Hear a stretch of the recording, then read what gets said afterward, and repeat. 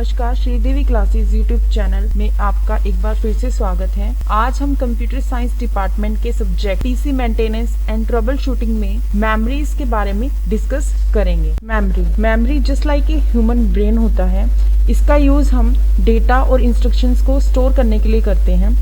Computer memory एक storage space होती है कंप्यूटर में, जहां पर हम डेटा को प्रोसेस या इंस्ट्रक्शंस को रिक्वायर्ड प्रोसेसिंग पर स्टोर कर सकते हैं। मेमोरी एक लार्ज नंबर को स्मॉल पार्ट्स के अंदर डिवाइड करती है, जिसे हम सेल्स के नाम से जानते हैं। ईच लोकेशन और सेल के पास एक यूनिक एड्रेस होता है, जिसे 0 से मेमोरी साइज -1 तक वेरी करते हैं। फॉर एग्जाम्पल, अगर हमारे कंप्यूटर के पास 64 के वर्ड्स हैं, देन मेमोरी यूनिट के पास 64 × 1024 मेमोरी लोकेशंस हैं। इट मीन 65536 मेमोरी लोकेशंस हैं। तो इसका एड्रेस लोकेशंस में वेरी करेगा 0 से 65535 यूनिट तक। मेमोरीज में 3 टाइप्स होते हैं। फर्स्ट है कैश मेमोरी, सेकंड है primary memory also main memory, and third है सेकेंडरी मेमोरी।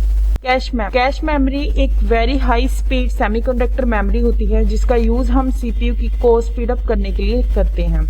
ये सीपीयू और मेन मेमोरी के बीच में एक बफर की तरह रिप्रेजेंट करती है या एक्ट करती है। इसका यूज हम उन प्रोग्राम्स के डेटा या प्रोग्राम्स के पार्ट को होल्ड करने के लिए करते हैं, जिन्हें सीपीयू के द्वारा फ्रिक्वेंटली यूज में लिया जा रहा है। ये पार्ट ऑफ डेटा और प्रोग्राम के ऐसे पार्ट्स होते हैं जिनको हम कैश मेमोरी में ऑपरेटिंग सिस्टम के थ्रू डिस्क से ट्रांसफर करते हैं, जहां हमें सीपीयू को एक्सेस करने की रिक्वायरमेंट होती है। कैश मेमोरी एक वेरी फास्ट मेमोरी होती है, जिसे हम टेम्परेरी यूज में ले सकते हैं। अब हम बात करते हैं कैश मेमोरी की एडवांटेजेस क्या क्या हैं। कैश मेमोरी की एडवांटेजेस मेन मेमोरी से फास्टर होती है। ये लेस एक्सेस टाइम कंज्यूम करती है as compare to main memory. Store program को एग्जीक्यूट करती है within short time period के अंदर। ये डेटा को एज ए टेम्परेरी यूज के लिए स्टोर करती है।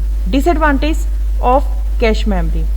डिसएडवांटेज कैश मेमोरी की है जिसमें लिमिटेड कैपेसिटी होती है। ये एक्सपेंसिव होती है as compare to main memory and other memories. अब हम बात करते हैं second type of memory, primary या मेन मेमोरी। प्राइमरी मेमोरी उस डेटा और इंस्ट्रक्शन को होल्ड करके रखती है जहां कंप्यूटर करंटली वर्क कर रहा है।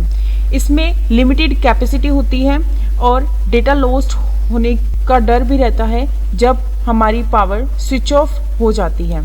ये जनरली सेमीकंडक्टर डिवाइस से बनी हुई होती है। इन मेमोरीज में ये मेमोरीज रजिस्टर से ज्यादा फास्ट नहीं होती हैं। डेटा एंड इंस्ट्रक्शन रिक्वायर्ड होता है जब हम किसी भी मेमोरी को या किसी भी प्रोसेसिंग इंस्ट्रक्शंस को प्रोसेस करना चाहते हैं मेन मेमोरी के अंदर। इसको हमने 2 कैटेगरीज के अंदर डिवाइड किया है, RAM and ROM. Main memory की कुछ कैरेक्टरिस्टिक्स हैं। ये सेमीकंडक्टर से बने होते हैं। इनको हम मेन मेमोरी के नाम से जानते हैं। ये यूजुअली वॉलेटाइल मेमोरी होती है। डेटा केस पावर में स्विच ऑफ होने पर लॉस्ट हो सकता है। ये कंप्यूटर की वर्किंग मेमोरी के नाम से जानी जाती है। ये फास्टर होती है rather than secondary memories.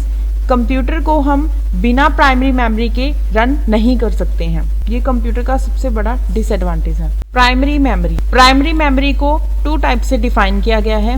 RAM, random access memory, read only memory. Random access memory को डायनेमिक रैम और स्टैटिक रैम से डिफाइन किया जाता है, जबकि रीड ओनली मेमोरी को programmable ROM, erasable programmable ROM, electronically erasable programmable ROM, ultraviolet erasable programmable ROM के नाम से जाना जाता है।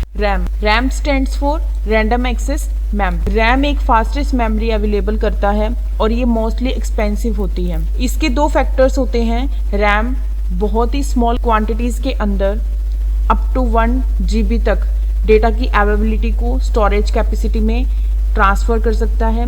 रैम वॉलेटाइल होता है। ये 2 केसेस के अंदर डिफाइन किया गया होता है। फर्स्ट होता है डी रैम, जिसे हम डायनेमिक रैम के नाम से जानते हैं।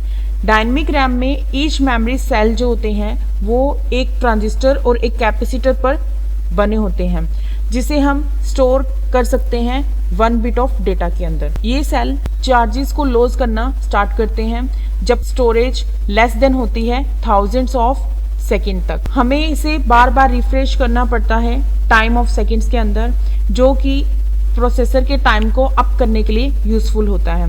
ड्यू टू स्मॉल साइज इसमें हम ईच सेल को एक डी रैम, एक लार्ज नंबर ऑफ सेल्स में डिफाइन करते हैं।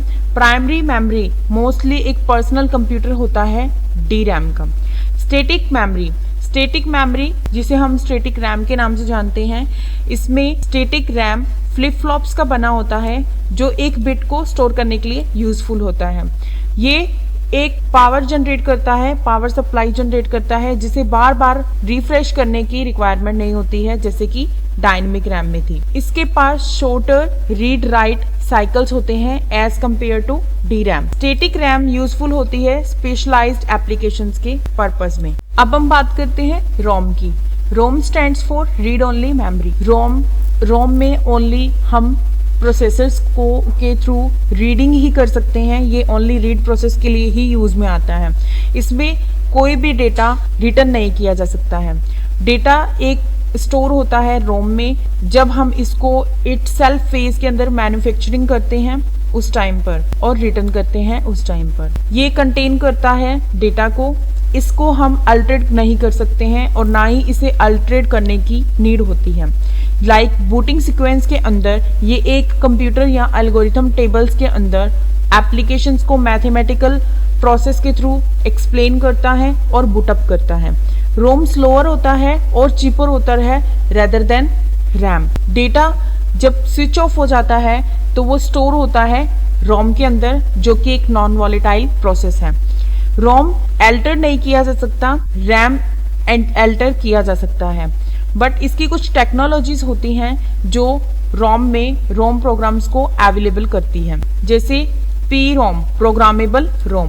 पी रोम प्रोग्राम्स को यूज करता है स्पेशल हार्डवेयर डिवाइसेस के अकॉर्डिंग, जिसे हम प्रोग्रामर या पी रोम बर्नर के नाम से जानते हैं। ईपी रोम इरेजेबल प्रोग्रामेबल रोम होता है।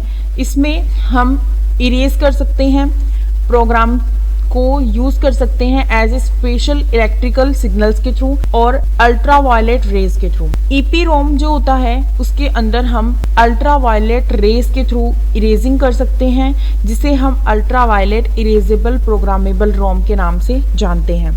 इसमें हम इलेक्ट्रिकल सिग्नल्स को इरेज करते हैं, जिसे हम इलेक्ट्रिकल इरेजेबल प्रोग्रामेबल रोम के नाम से जानते हैं।